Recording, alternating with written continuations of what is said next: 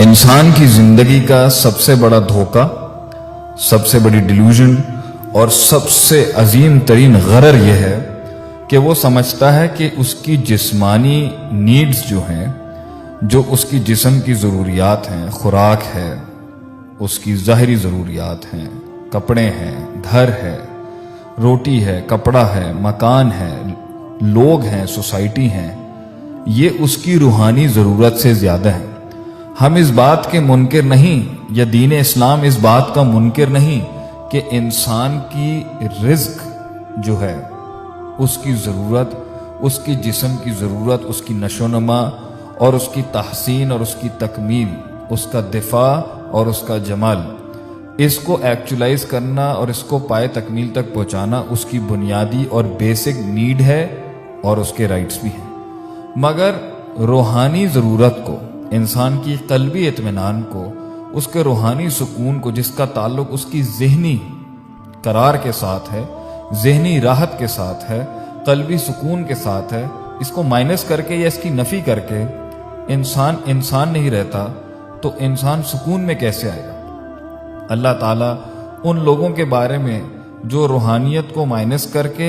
या इसकी ताख़ीर करके सिर्फ जिस्म की भूख को पूरा करने के पीछे ही लगे रहते हैं, उनको तो कुरान में कहता है अल्लाह, उलाइका कल अनआमी बल हुम अदल, ये तो गुमराह हैं और जानवर से भी बदतर हैं। और कहीं तो अल्लाह ताला फरमाते हैं अवमन कान मैतन फअहयैनाहु, ये इसी तरह के मुर्दा सोच के लोग ही तो होते हैं जो सिर्फ जिंदगी का मकसद फिजियोलॉजिकल नीड्स, खाना पीना, एक जगह से फिर दूसरी जगह जाना और अपने जिस्म को राहत पहुंचाने का ही जिंदगी का असल मकसद समझते हैं, ये तो मुर्दा दिल लोग होते हैं। फअहयैनाहु, हम इनकी रूह को जिंदा करते हैं हिदायत के साथ, जिसको अल्लाह चाहता है। आज से पहले 1943 में एक साइकोलॉजिस्ट था जिसका नाम इब्राहिम मैस्लो था। उसने एक थ्योरी ऑफ नीड्स और ह्यूमन मोटिवेशन बिहेवियरल साइकोलॉजी के इंसान की नफ्सियात कैसे उसके रवैये और उसके बिहेवियर के ऊपर मुतासर होती हैं, उस पर उसने एक थ्योरी दी थी, जिसमें उसने कहा था कि इंसान की सबसे पहली ज़रूरत उसकी फिजियोलॉजिकल, उसकी हिस्सी ज़रूरत है, जो कि जिस्मानी ज़रूरत है, खाना पीना पहनना कपड़ा अशिया और ये। और उसके बाद उसने कहा था कि उसकी सेकंड बड़ी ज़रूरत जो है, दूसरी बड़ी अहम इंसान की ज़रूरत है, उसकी सिक्योरिटी, उसका तहफ़्फ़ुज़, उसकी जान माल का तहफ़्फ़ुज़। और तीसरी उसने कहा था कि उसकी तीसरी ज़रूरत इंसान की जो है, जो प्रायोरिटी में आती है,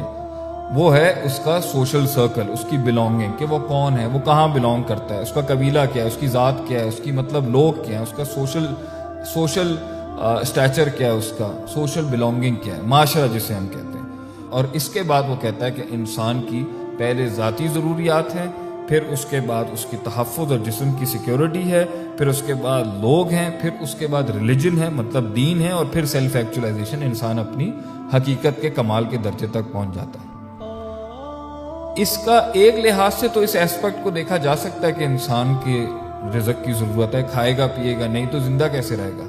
लेकिन सूरे इब्राहीम की आयत नंबर 38 के अंदर इब्राहीम अलैहिस्सलाम की उस दुआ का क्या करें, जिसके अंदर उन्होंने अल्लाह ताला से, जब उन्होंने इस्माइल अलैहिस्सलाम को और हाजरा अलैहिस्सलाम को एक ऐसी वादी में छोड़ दिया, बिवादिन गैरि ज़ी ज़र्इन, जिधर कोई खेती बाड़ी नहीं थी, सफ़ा और मरवा के पहाड़ियों के बीच के अंदर कोई इंसान नहीं था, कोई माशरा नहीं था, किसी किस्म का कोई मस्कन नहीं था, कोई खुराक नहीं थी, पानी नहीं था, लोग नहीं थे, कोई सिक्योरिटी भी नहीं थी। ऐसी जगह पर छोड़ के गए, अल्लाह ने हुक्म दिया कि यहाँ छोड़ के जाएं, कि जहां पर ना इंसान था और ना किसी किस्म का सहारा।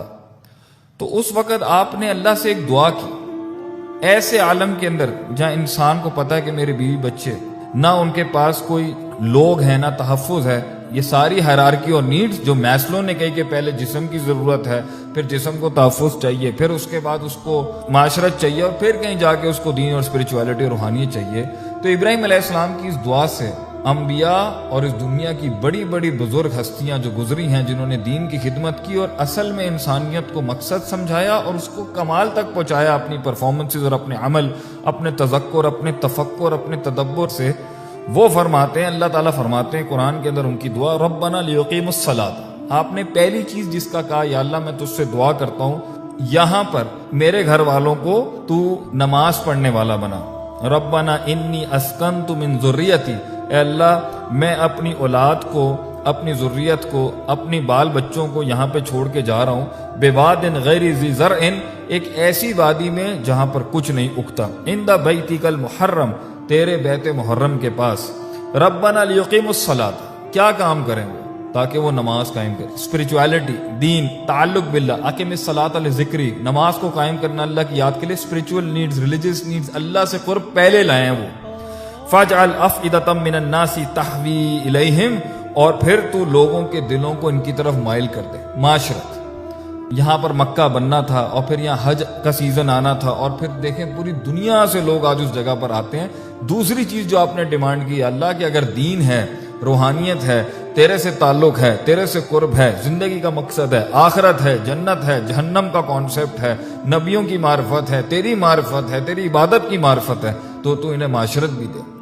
اس سے یہ بھی ثابت ہوتا ہے کہ مسلمان اینٹی سوشل لوگ نہیں ہیں، ہم لوگوں میں، سوسائٹیوں میں رہنا چاہتے ہیں مگر دین کو پہلے پریفر کر کے،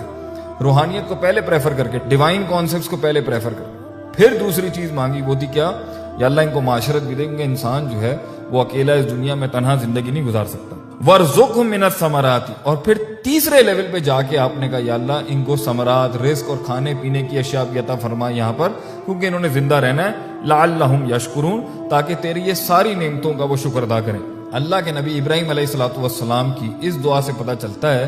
کہ ٹھیک ہے ایک لیول تو ہے کہ انسان کی بیسک نیسیسٹی، فزیولوجیکل نیڈز ہیں، اس کی ذاتی ضروریات ہیں، پھر اس کے بعد اس کا تحفظ ہے، پھر اس کے بعد اس کا جو ہے وہ معاشرت ہے، پھر معاشرت کے بعد اس کا دین ہے، روحانیت ہے، مگر اعلیٰ ترین قوموں کا اور میکسیمائز آپٹیمائز ورژنز کی قوموں کا اور ایکچولائز ورژن کی قوموں کا، اور وہ قومیں جو دنیا میں قیادت بھی کرتی ہیں اور وہ انسان بھی جو دنیا میں قائد بنتا ہے اور نیچے سے اٹھ کے اوپر کے لیول پر آتا ہے،